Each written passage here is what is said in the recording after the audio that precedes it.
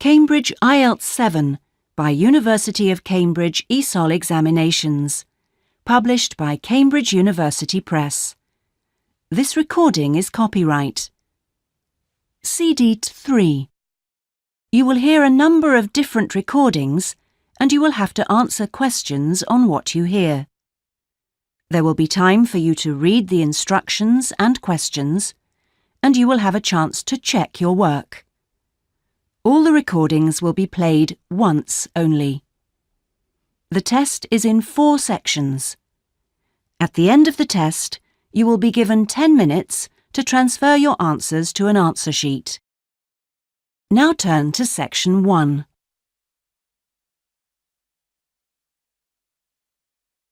Section 1. You will hear a conversation between a student and a job advisor. First, you have some time to look at questions 1 to 5.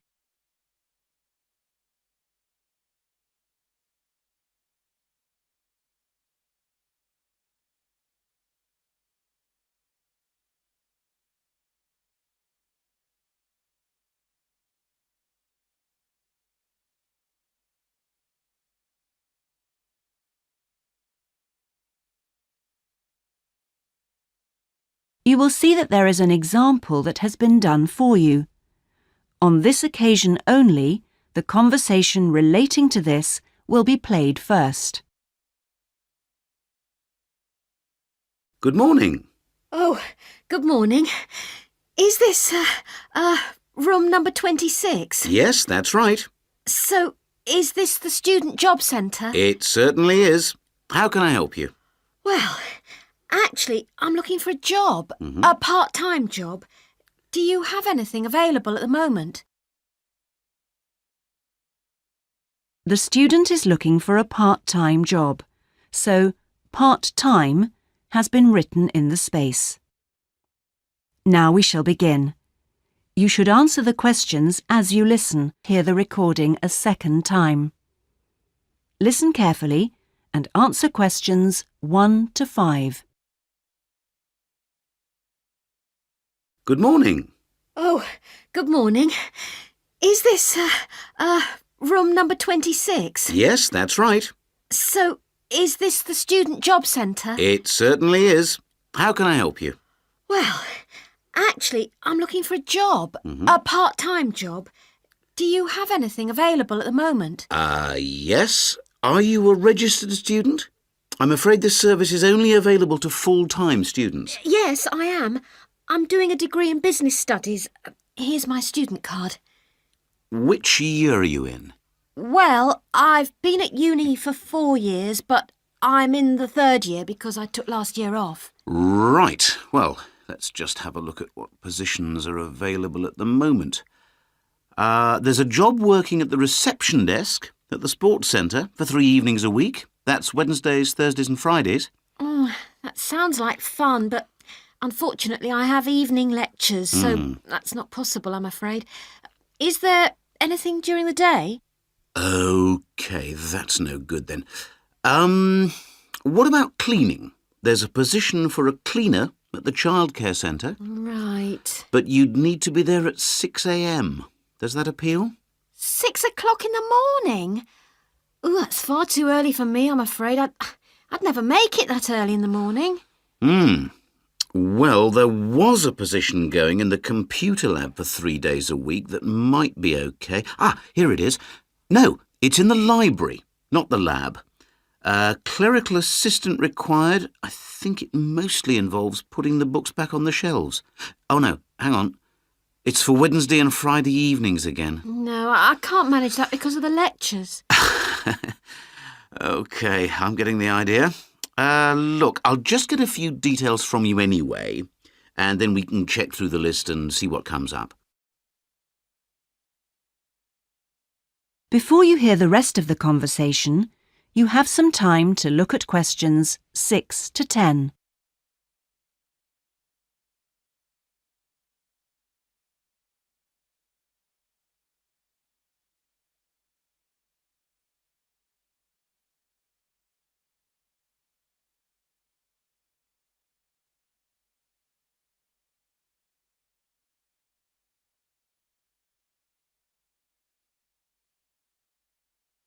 Now listen and answer questions 6 to 10.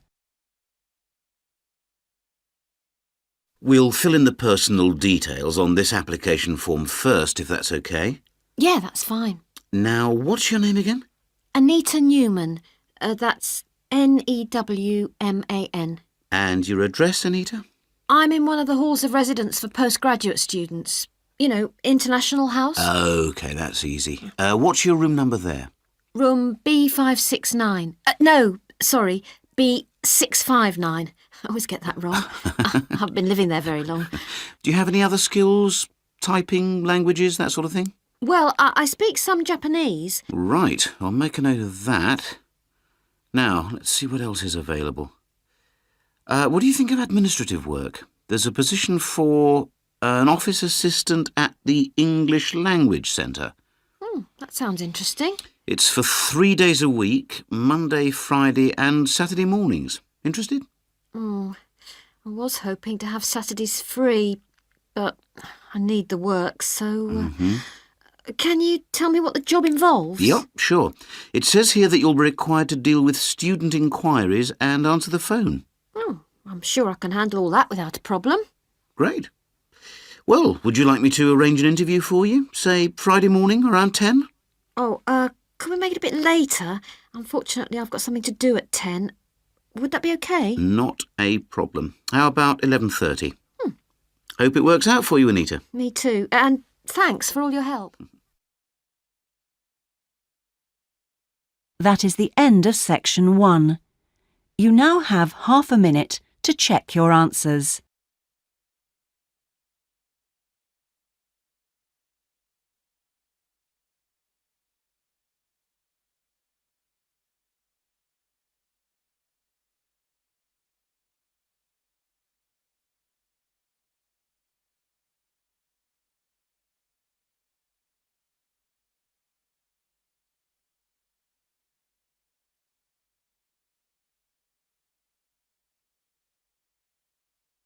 Now turn to section 2.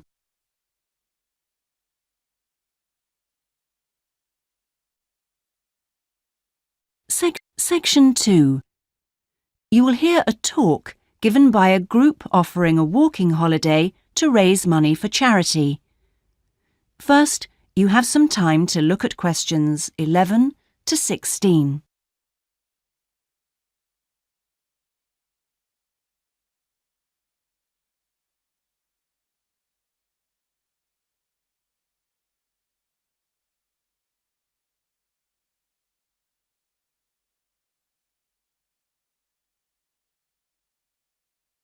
Now listen carefully and answer questions 11 to 16. Good morning. I'm very pleased to have been invited along to your club to talk about our charity-sponsored walking holiday for education aid. I'll start by giving you a brief overview of what it entails. First of all, let me explain what we mean by sponsored here. This is where people promise to donate money to the charity if you achieve your goal. In this case, to walk a certain number of miles. Basically, we are organising a 10-day holiday from the 6th to the 16th of November, with 8 days actual walking, trekking in the Samira Mountains. Let's have a look at some of the details. We require you to raise sponsorship money of at least $3,200, paying $250 of it up front as a deposit, and the rest in stages throughout the year. Out of this, about 35% will go on your expenses, and that leaves 65% guaranteed to go to the charity. Which brings me to the most important part. This trek is being specifically organised to help education in the Samira region. Last year, we helped train teachers for the disabled, and this year we're focusing on the pupils. Each of the walkers' sponsorship money will go to help an individual special needs pupil in one of the mountain schools. In the second part of the talk, I'll be giving you a lot more details. But back to the basic information. Age limits. This is the second time we've run this kind of holiday, and on the first we even had an 80-year-old. But we found it was wise to establish limits this time. You have to be at least 18, and the top limit is now 70.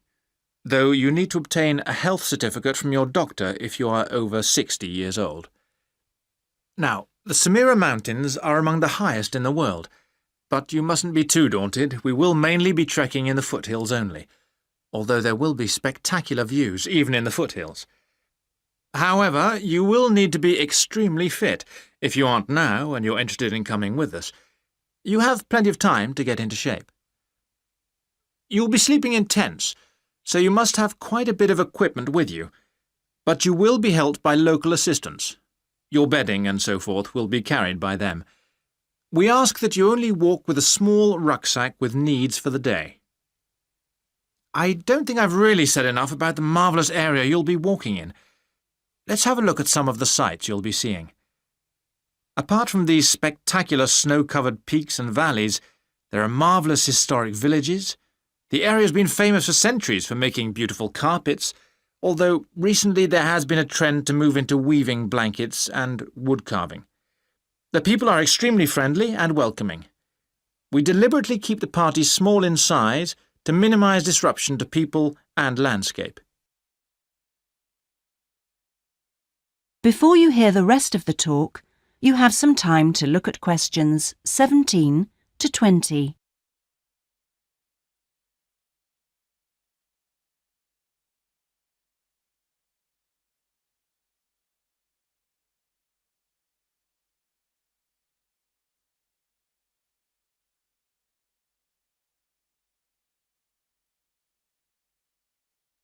Now listen and answer questions 17 to 20. I hope that there are still some people interested. I will be distributing leaflets at the end where you can find out more information. But just for the moment, I'll outline the itinerary, the main high points of the holiday. Obviously, you'll start by flying out to Kishba, the capital city, on day 1. After a couple of days to acclimatise yourself, you'll start the trek on day 3, walking through the enormous Katiba forest, which will take the whole of the day. Day 4 takes us higher up, going through the foothills, past a number of villages, and visiting a school for the disabled in Sohan.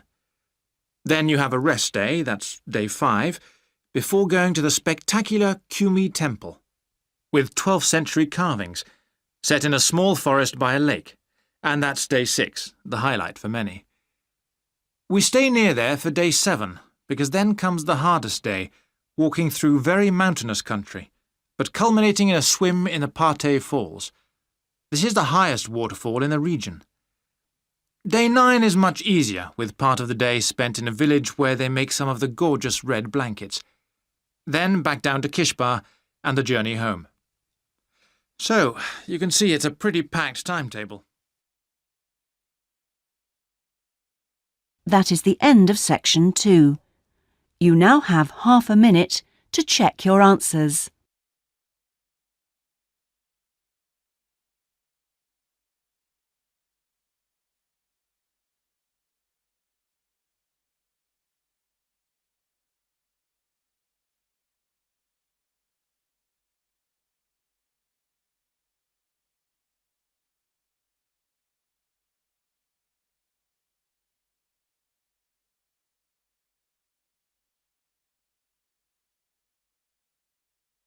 Now turn to section 3.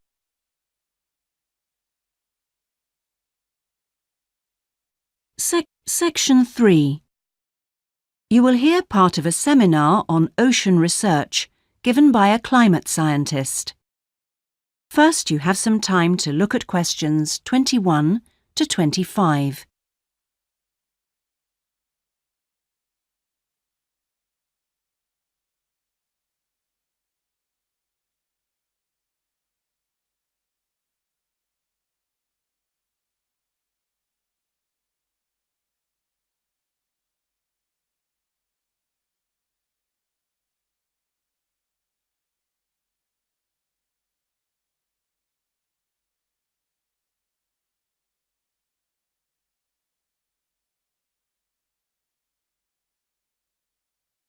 Now listen carefully and answer questions 21 to 25. Thanks to all of you for coming along today to hear about how the Robotic Float project is helping with ocean research. Well, first of all, we'll look at what a robotic float does and its use. So let's start with the device itself. It looks a bit like a cigar, and it's about 1.5 meters long. More importantly, it's full of equipment that's designed to collect data. So it can help us in building up a profile of different factors which work together within the world's oceans. Sounds like a big project. Isn't it too big for one country to undertake? That's quite true, but this project is a really good example of international cooperation. Over the last 5 years, scientists from 13 countries have been taking part in the project and launching floats in their area of ocean control. And next year, this number will rise to 14 when Indonesia joins the project. That's impressive. But let's move on to how floats work. The operational cycle goes like this. Each of the floats is dropped in the ocean from a boat at a set point and activated from a satellite. Then the float immediately sinks about 2,000 meters. That's 2 whole kilometers down in the water. It stays at this depth for about 10 days and is carried around by the currents which operate in the ocean at this level. During this time, it's possible for it to cover quite large distances, but the average is 50 kilometers. So, what is it actually recording? Well, at this stage, nothing. But as it rises to the surface, it collects all sorts of data.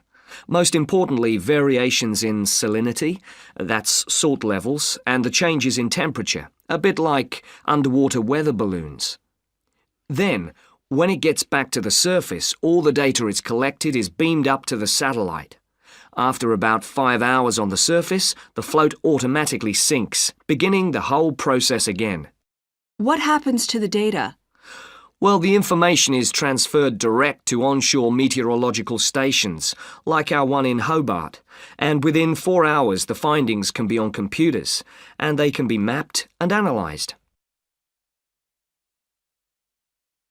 Before you hear the rest of the seminar, you have some time to look at questions 26 to 30.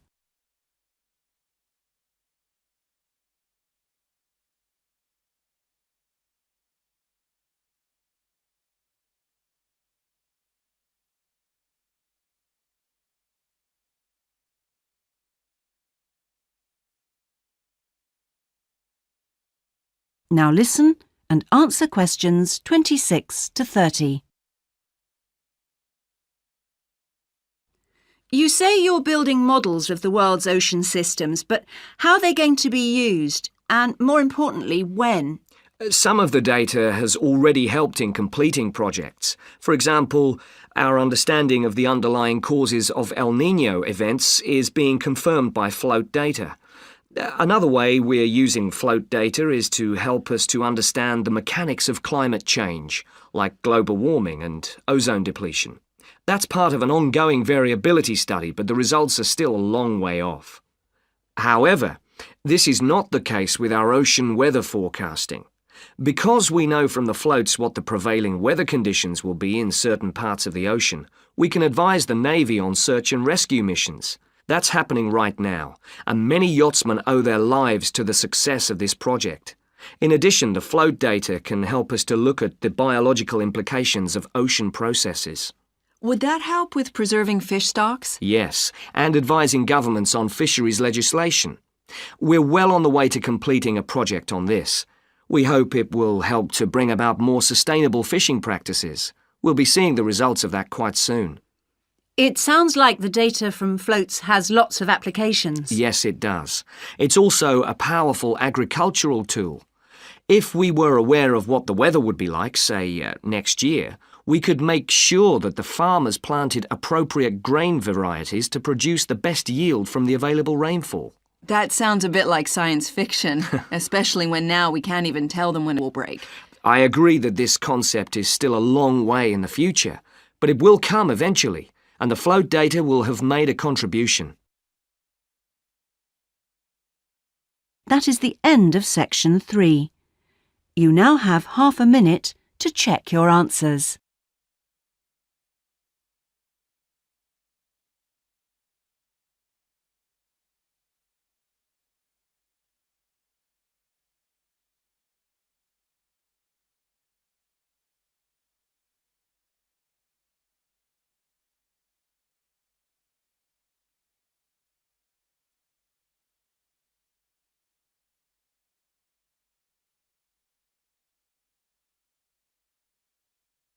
Now turn to Section 4.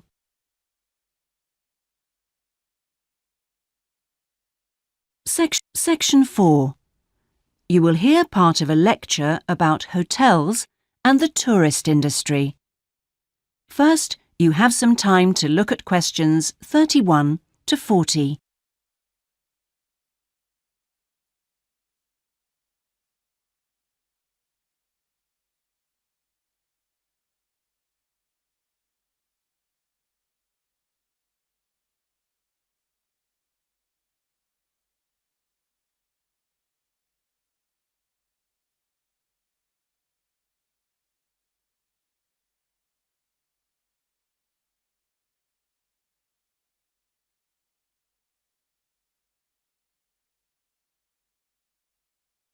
Now listen carefully and answer questions 31 to 40.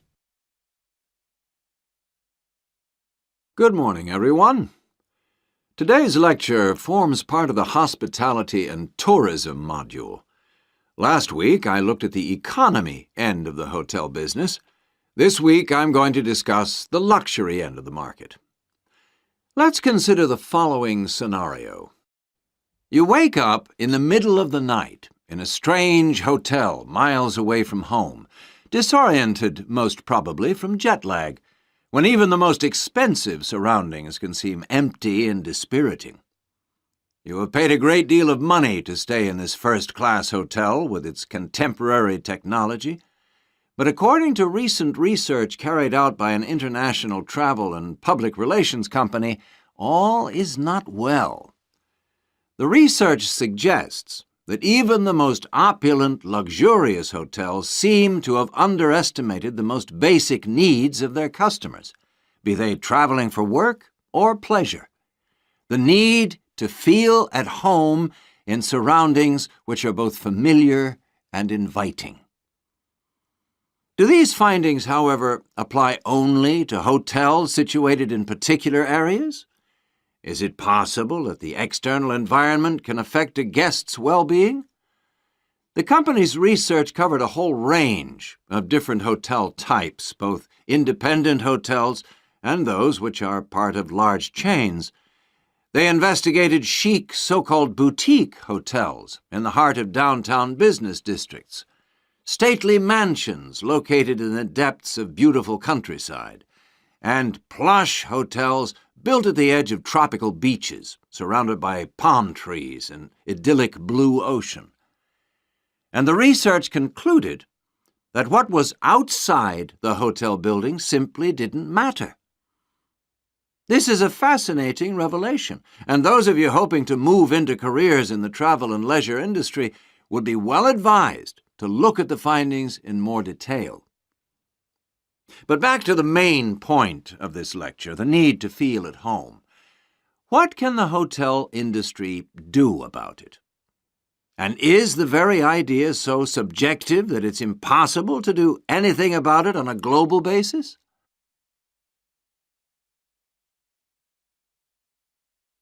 However, nothing stands still in this world. One company has come up with the slogan, "Take your home with you," and aims to provide clients with luxury serviced apartments. Those in the business travel industry maintain that these serviced apartments dispense with all the unwanted and expensive hotel services that business travelers don't want, while maximizing the facilities they do want. For example, not only sleeping and living accommodation, but also a sleek, modern kitchen that allows guests to cook and entertain, if they wish, at no additional cost. The attractions of such facilities are obvious, and it'll be interesting to see whether the company manages to establish a trend all over the world and make a lasting impact on the luxury accommodation market. Now, finally, I want to consider the psychology underpinning the traditional holiday hotel industry. As a hotelier, how do you go about attracting people to give up the security of their own home and entrust themselves to staying in a completely strange place and sleeping in an unfamiliar bed?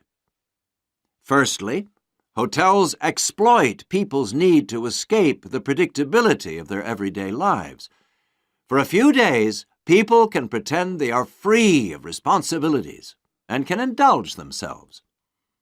Secondly, there is something very powerful in our need to be pampered and looked after. It's almost as if we returned to being a baby when everything was done for us and we felt safe and secure. And not far removed from this is the pleasure in being spoilt and given little treats, like the minuscule bottles of shampoo and tiny bars of soap, the chocolate on your pillow at night. And we actually forget that we are paying for it all. Next week, I'm going to look at eco-hotels, a fairly new phenomenon, but increasingly popular, particularly... That is the end of section 4.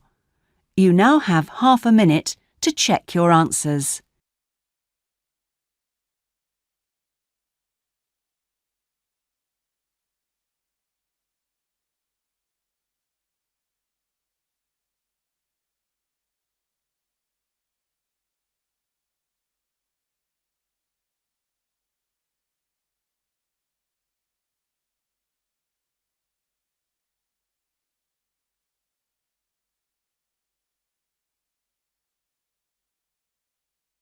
That is the end of the listening test.